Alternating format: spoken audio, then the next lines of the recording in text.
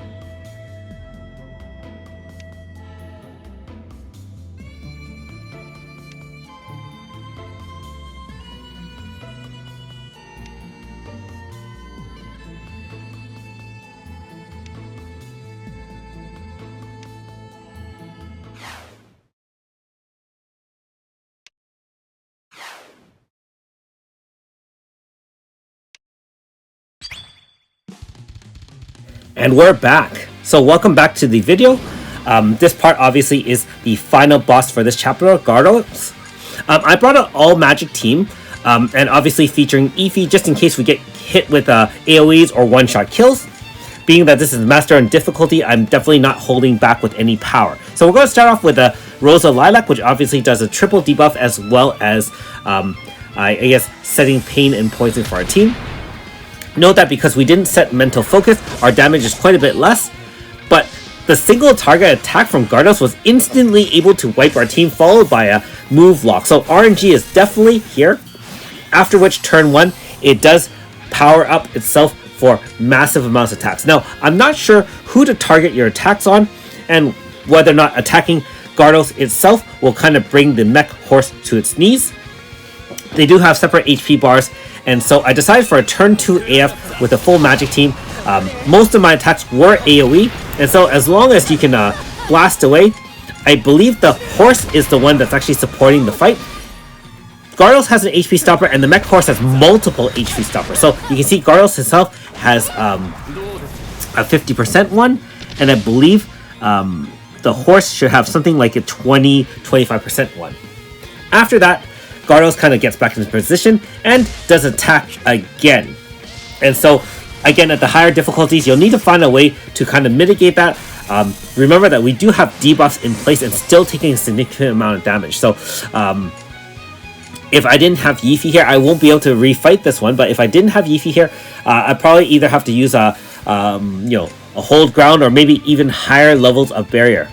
Remember that we're already doing a triple debuff 35, 35, 35, although I'm sure there are better ways to mitigate damage. Now that we have mental focus active, you can clearly see that one shot from Inferno was enough to bring it to its 50% HP stopper, and that's what I meant by the horse versus the the Gardos itself was more difficult. Like I said, I'm not sure of the full mechanics. I suspect as well, although I didn't try it, that if you only target Gardos himself, you won't see counterattacks nearly as often or as powerful. So you can let me know in the comments below if you've tried different strategies. But yeah, maybe try bringing single target attacks as well instead of AoEs. That might allow you to mitigate or avoid some of those counterattacks. Again, note that it is neutral to all the elements I have, which is shade, fire, and water. And so a single target unit, again, such as Minolka, I'm sure they want you to bring Minolka here if you have already pulled for it. That's, after all, how they kind of introduce some of the boss mechanics to the main story, and they definitely feature some of the featured pull units as main story to kind of emphasize as well as encourage you to get the unit to fight some of these story bosses. Alright, and here's my loadout. Again, not the most elegant clear, just kind of brought in the team, see if it can do enough damage, and probably made a lot of mistakes on the way, but we didn't die, so that's great. One last note, after this you do meet Minolka in the town, and since I do have Minolka, the storyline might be a little bit different than yours if you do not have her. So one final comment is that please share with me any differences in the commentary or the discussion between Aldo and Minolka at this point. Like most storyline videos, I'm going to stop talking permanently for the rest of the video. Thanks for watching. We'll see you next time.